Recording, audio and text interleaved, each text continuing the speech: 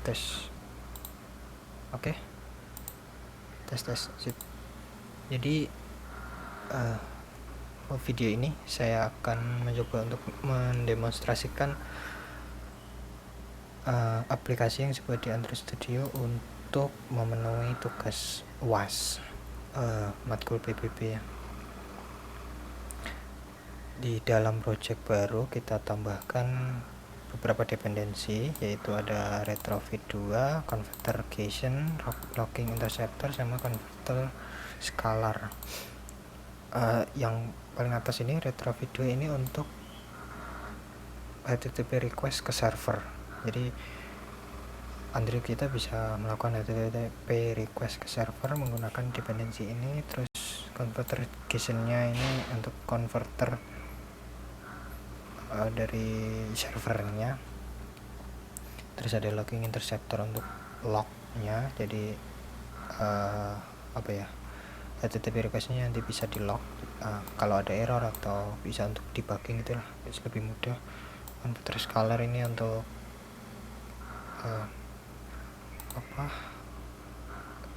passing data JSON ke server. Jadi kalau nanti saya akan mengirimkan data JSON ke server, baru di save ke database MySQL melalui API kita yang sudah saya buat sebelumnya. Kemudian jangan lupa untuk di Android manifestnya kita tambahkan ini juga, use permission internet. Nah ini supaya aplikasi Android kita bisa menggunakan internet, karena kita kan akan HTTP request ke server, jadi harus pakai internet gitu.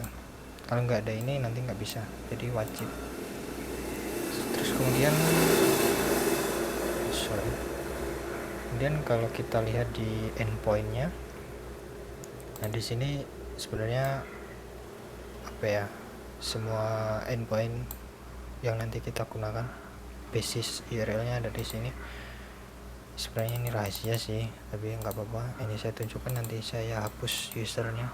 Ini saya buat API menggunakan Node.js dan MySQL. Terus saya upload ke Heroku. Nah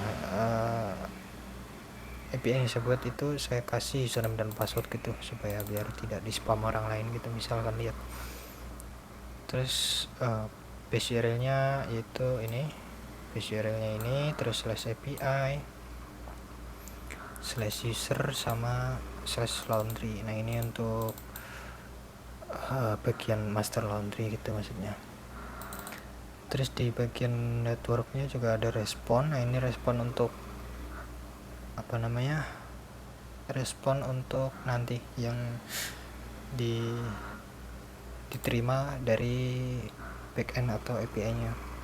Jadi yang pertama ada status, message, sama array T. Nah ini kalau nggak saya salah ingat itu namanya general, kelas general apa gitu, saya lupa. Jadi responnya ini nanti bisa fleksibel gitu tipe datanya. Terus ada data ini. Terus ada server, ini saya buat kelas server juga untuk mengembalikan objek retrofit. Ini di sini inisialisasi retrofitnya di sini. Di sini retrofitnya menggunakan klien dari OKHTTP client, terus dikasih locking interceptor. Itu dari sini ditaruh base URL-nya, terus ditaruh juga converter factory-nya, ada scalar sama Gaussian factory, terus di return kayak gitu. Nah kita lanjut ke service. Nah service ini untuk bagian bisa dibilang CRUD-nya kita. Jadi di sini kalau kita lihat ada 1, 2, 3, 4 bagian. Yang paling atas ini untuk get list, jadi mendapatkan semua daftar laundry, daftar data laundry gitu. Nah yang di header ini sebenarnya hanya untuk karena API yang saya buat itu memerlukan kredensial, jadi ini harus dipakai ini gitu. Terus yang bagian create datanya, nah ini API yang saya buat itu hanya menerima content type yang bertipe JSON. Jadi headernya harus dikasih content type JSON. Terus ini create datanya akan di passing parameter string body sebagai JSON gitu. Terus ada update datanya, metodenya put sama delete, metodenya delete data. Oke, kalau dari formnya itu sebenarnya sama ya kayak yang di soalnya.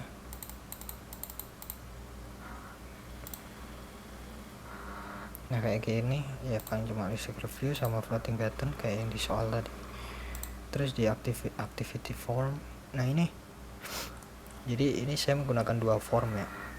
Tujuannya kan kita nanti ada CRUD gitu, create itu tambah, read itu di main activity untuk membaca data.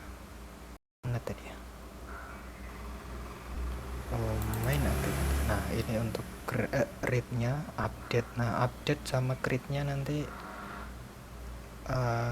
saya jadikan satu ya di formnya ini. Jadi gimana caranya biar satu form ini bisa digunakan untuk dua kondisi gitu, misalkan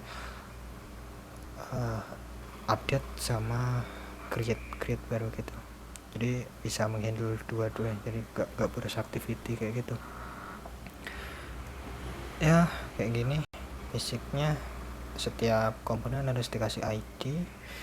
Terus di kelasnya, main activity kelasnya, oh ya, kalau kita menggunakan recycle view biasanya ada adapternya ini ya, kayak yang biasanya ada array list untuk objek card item. Untuk card itemnya sesuai sama soal ya, ada nama, alamat, nomor HP, kota, sama created at. Ini karena API saya ada created at, jadi saya tambahkan juga.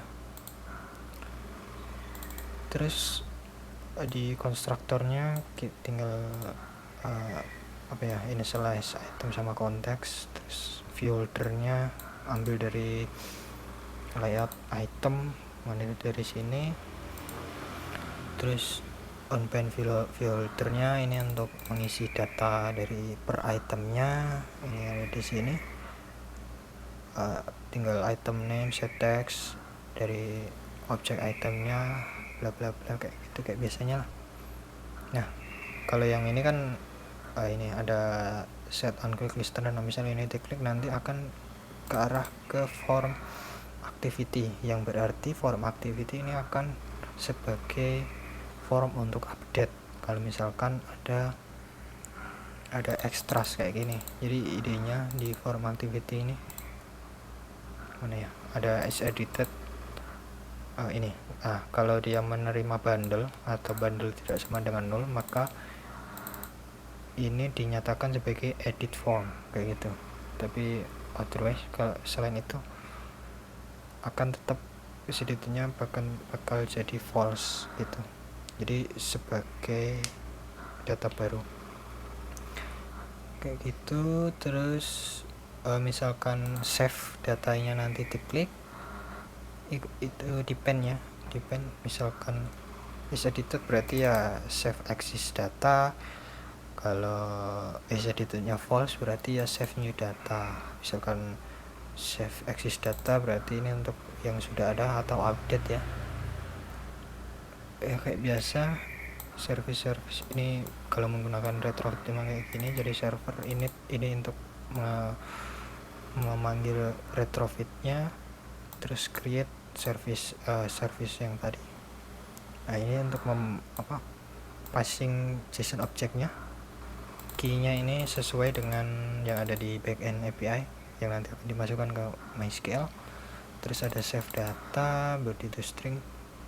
Terus ini ada callback-nya kayak gini, jika responnya sukses nanti berhasil disimpan terus kembali ke main activity. Kalau else ya tinggal toas gagal dirubah kayak gitu. Failure terjadi kesalahan tak terduga. Kalau di save new data juga sama, pertama di validate dulu apakah datanya sudah diisi apa belum, terus isinya sama. Yang membedakan ini service-nya dia makainya create data. Kalau yang atas tadi kan manggilnya update data ya, yang bawah create data gitu. Overall dalamnya sama. Nah kalau untuk delete datanya ini juga sama sih sebenarnya, palingan bedanya nggak ada validasi sudah diisi ada belum. Kalau tapi di service-nya ini yang dipanggil delete data, terus di passing-nya item ID. Jadi kalau ini sebagai edit form nanti akan otomatis item data ID-nya ini terisi gitu. Terus jika sukses, data berhasil dihapus, terus langsung ke main activity lagi, data berhasil dihapus kayak gitu sama. Terus mungkin kita bisa langsung coba aja ya.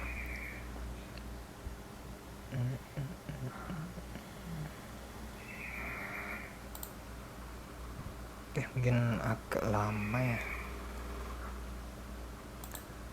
Coba close dulu.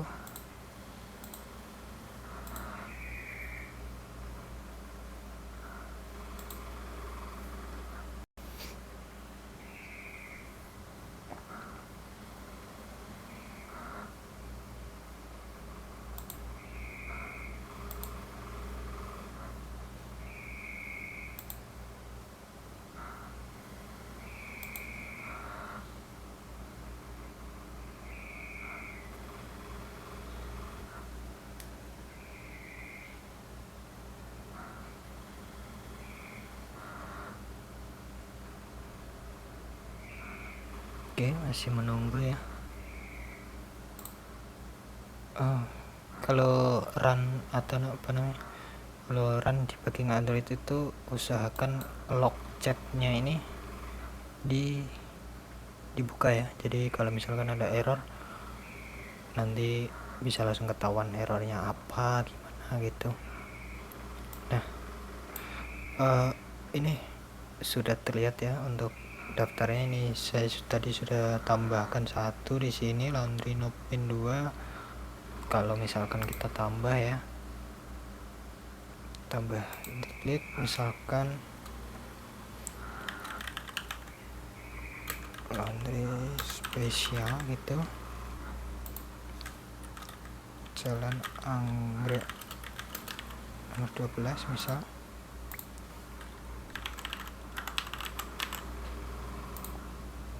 Terus kotanya saya di Pati, jadi tulis saja Pati gitu, terus coba kita simpan.